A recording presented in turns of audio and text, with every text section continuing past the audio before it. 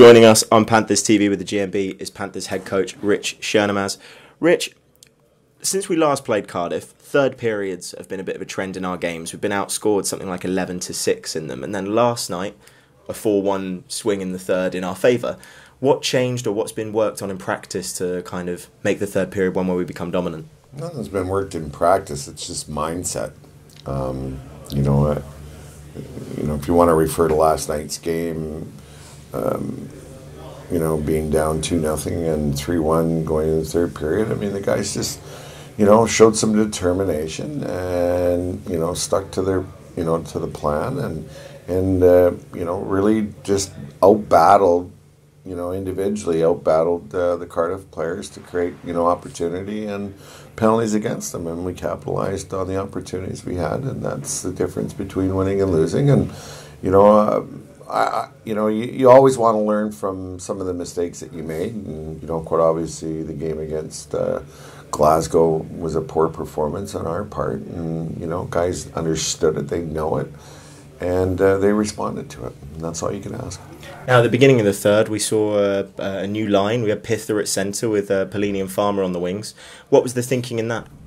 Well, up until the second period was over, we hadn't scored a goal. So, it's always sometimes in the best favor to make changes when changes are needed. And, it was a subtle change. They scored in the very first shift of the third period. That created a lot of life for us. And,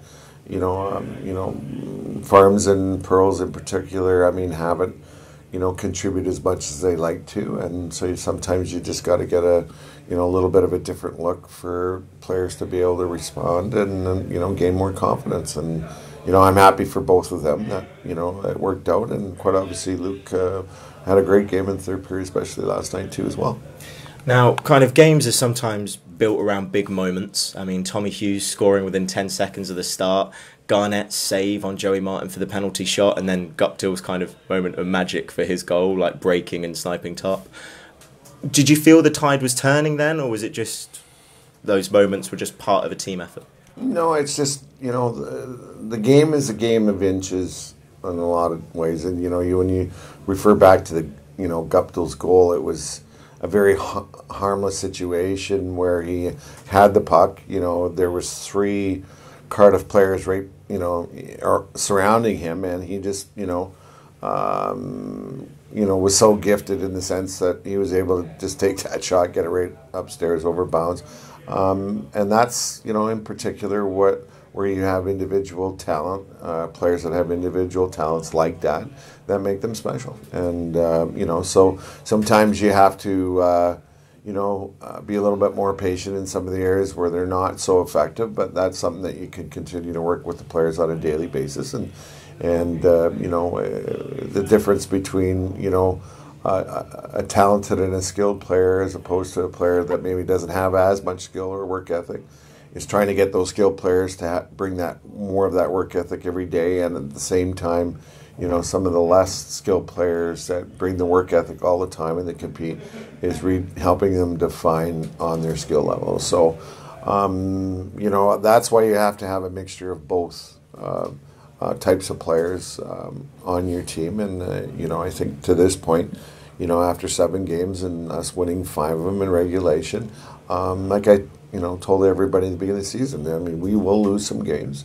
And last night, was a potential game we could have lost, but we found a way to win in the end, and that's what, the key was, and that's what we want to build off going into this weekend against Sheffield and Guildford. Now, we've talked about some of the more high-profile guys, but someone who got a lot of time last night was Joseph Hazeldine. He's obviously spent a lot of time with Telford Tigers, game-wise, but have you seen a lot from him in training that made you think he was ready to take to the ice against Cardiff? Well, Joe, he trains every day with us, and even though he's a young player, at some point in time you have to give some of these young guys the opportunity to see where they stand within, the rest of the team. And, Joe's slowly making very positive strides. He's got a very good demeanor about his confidence level of being a good player or knowing he can be a good player, just how he handles himself on the ice. Joe just needs to really spent a lot of time working on his body because for as young as he is, his body's not totally developed yet. Now, we had 4 games on the road before, 3-1 record, 2 games at home, 1-1, and then we go for another 3 road games. Sheffield away in the Cup, Guildford, and then Manchester in the Cup again. Sheffield may not be on the best of form in some of their fans' eyes right now, but that doesn't matter with a rivalry game, does it? Form kind of goes out the window. Well, I mean, when you look at Sheffield's makeup of their team, I mean, they have a lot of new players. Sometimes, things don't go as well as everybody anticipates with a new team and a new amount of players that way. And we ourselves have some new players that have caught on real quick, and some that still need some time to kind of get it adjusted. And I think that you have to be, to a certain degree, patient as long as they're bringing the work ethic and the compete. It's always this, a situation where it's a fine line between being in a groove or being in a rut. And so, I am